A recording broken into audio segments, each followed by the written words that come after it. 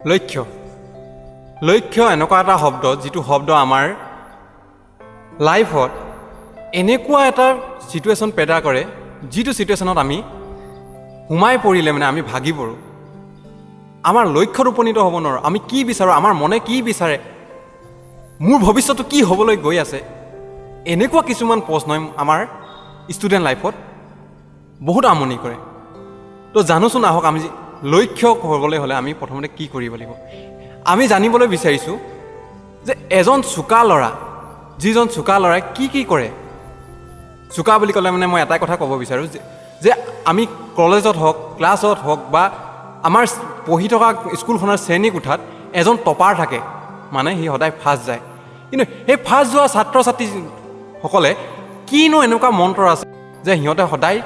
first class পায় বাকী ল'ৰা ছোৱালীসকলে বহুত কষ্ট কৰে বাকী ছাত্ৰ ছাত্ৰীসকলে ইমান মন পুতি কাম কৰে যে তাতকৈ বেছি পৰিশ্ৰম কৰে কঠোৰ পৰিশ্ৰম কৰাৰ স্বত্তেতো তেখেতক হৰুৱাবলৈ সক্ষম নহয় কিয় জানেনে তেখেতসকলৰ কিছুমান এনেকুৱা নীতি নিয়ম আছে যিটো নীতি নিয়মৰ সিহঁতে কেতিয়াও ভংগ নকৰে তো জানোচোন আজি আমাৰ এই তেখেতসকলৰ নীতি নিয়মবোৰ প্ৰথমটো হ'ল তেখেতসকলৰ পৰিকল্পনা তেখেতসকলে পৰিকল্পনা কৰি লয় তেখেতসকলে সেই পৰিকল্পনাটোক লৈ তেখেতসকলে বহুত জেদি মই হ'ম বুলিলে মই হ'মেই মই তাৰ কাৰণে যিমান কষ্ট কৰিব লাগে যিমান হাৰ্ড ৱৰ্ক কৰিব লাগে মই কৰিম মোৰ নিজৰ ৰাস্তা মই নিজে বনাই ল'ম সেই জেদটো লৈ তেখেতসকলে পৰিকল্পনা কৰি লয় যে মই ভৱিষ্যতে ডক্টৰ হ'ম ইঞ্জিনিয়াৰ হ'ম IPS হ'ম যিকোনো এটা মোৰ যিটো গ'ল মই গ'লত উপনীত হ'ম টপাৰসকলৰ প্ৰথম নীতিটো হ'ল তেখেতসকলৰ পৰিকল্পনা এতিয়া ক'ব বিচাৰিছোঁ টপাৰসকলৰ দ্বিতীয় নীতিটো হ'ল সময়ৰ সদব্যৱহাৰ আমি সময় পালে আমি কি কৰোঁ ফ্ৰী ফায়াৰ খেলোঁ PUBG খেলোঁ ইনষ্টাগ্ৰাম চাওঁ হোৱাটছআপ চলাওঁ বন্ধুৰ লগত লিলিমাই কৰোঁ আৰু কামনো আছে কি আমাৰ কিন্তু তেখেতসকলে প্ৰতিটো সময়তে প্ৰতিটো ক্ষেত্ৰতে প্ৰতিটো ছেকেণ্ডে তেখেতসকলে কেৱল গ'লৰ কথা চিন্তা কৰে